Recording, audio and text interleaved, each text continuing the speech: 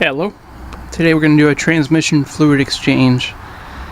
Chevy Impala. This procedure will pretty much work on most automatic transmissions. Here's what we're starting out with. Completely nasty crap clutch material, and it's pretty much black. We're going to use a case of transmission fluid, a filter, bottle of Lube Guard Red, and we'll see how this turns out. With these GMs, I like to disconnect the line that comes back in the transmission on the cooler, which is this guy right here. I use a special OTC tool to disconnect it. It's about $8. You can pick them up on Amazon. I'll see if I can post a link for that. What it does is it clips on there, and you push it in there and kind of twist it back and forth until the E-clip kind of pops out a little bit, and you pull the line out. If you don't have that, you can dig it out with a screwdriver. Just make sure you don't lose the clips. They're about $8 a piece on these GMs. Like I said, this works on most transmissions. Just find your line going back into the transmission and route it into the bucket. I take a piece of hose, just kind of slip it over to keep the mess down. I'm going to start this thing up and pump the fluid out until it starts to sputter out of the hose here, and then shut it down.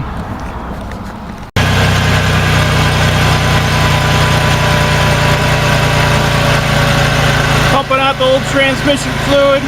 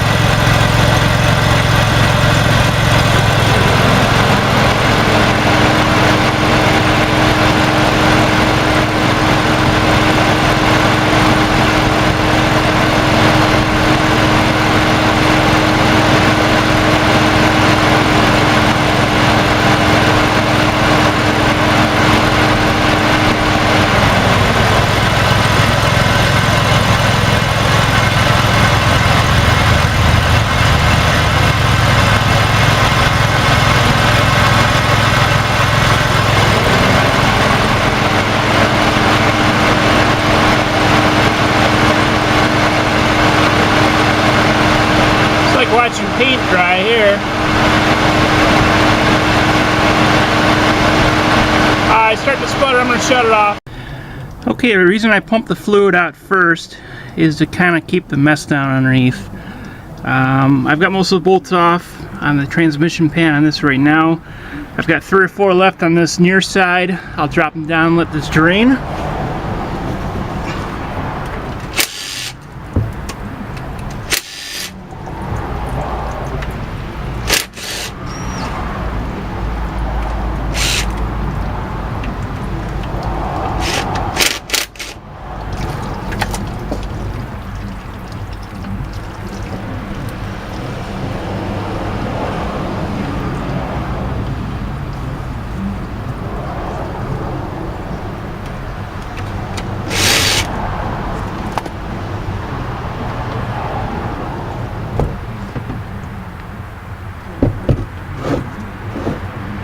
Filter comes down.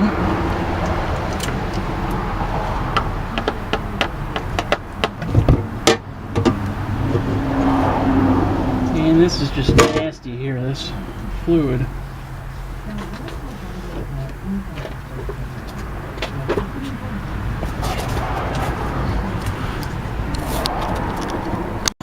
This thing gets all cleaned up. This is really, really nasty. Lots of clutch material in it. I don't see any metal though.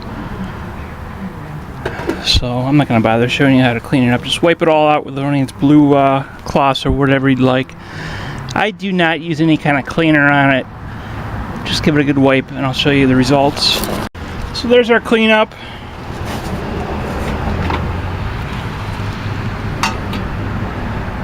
Slap a filter on there, bolt this back up.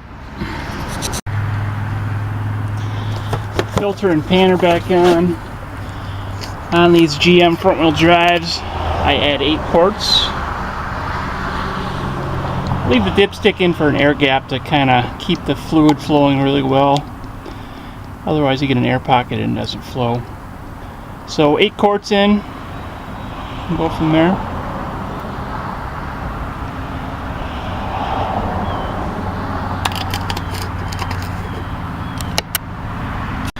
Okay, here's where we're at. So far we've disconnected the return line with the transmission, pumped the old fluid out so it would be easier to drop the pan, keep it cleaner. We dropped the pan, changed the filter, put a new filter in there, clean everything up, clean the pan up, bolted the pan back up. 8 quarts of fresh fluid into this transmission. These GMs are a 12-quart system. So as of right this second, we have 8 fresh quarts in the pan and 4 quarts that is dirty in the transmission cooler and the torque converter circuit, and then some parts of the internal circuits of the transmission. In order for this fluid exchange to get the most amount of fluid out, we're going to disconnect our transmission line again, run it to a bucket, run it till it sputters, stop the engine, hook our transmission line back up, and then add 4 quarts of fluid. So I'll show you all this. So we're pumping again until it sputters and we'll stop it. Hook the trans line back up. Okay, we pumped out fluid until it started to sputter. So here's what we have. We pumped out 4 more quarts of dirty fluid. So we have 4 quarts of fluid in the transmission pan, 4 quarts in the torque converter. That's, you know, semi-clean, mostly clean. Maybe 50, 60, 70%, I'm not sure, clean. So we have to add 4 more quarts to the pan. Like I said, our line's back on, so we're going to add 4 quarts, run it, check our levels, and then I'll show you what we have. Alright, added my 4 quarts, ran it, got it up to temperature, rechecked it. Once I get the car off the jack stands, I'll test drive it and then come back and recheck the fluid, check for leaks. Here's our results. And there's our old mess. So fluid's actually right on the stick now. Got a very nice color to it. This car fluid is very, very clutch filled. What I'm going to do is disconnect the battery, let the computer reset for length of time. I'll probably do it overnight on this. This does have a tap shift, and hopefully that clears the tap shift. If not, I heard occasionally you have to go to a dealership and have a reset with a Tech 2. I'm not too familiar with that. Maybe somebody can post on that. I did put my 1 bottle of Lube Guard in there. So, job done.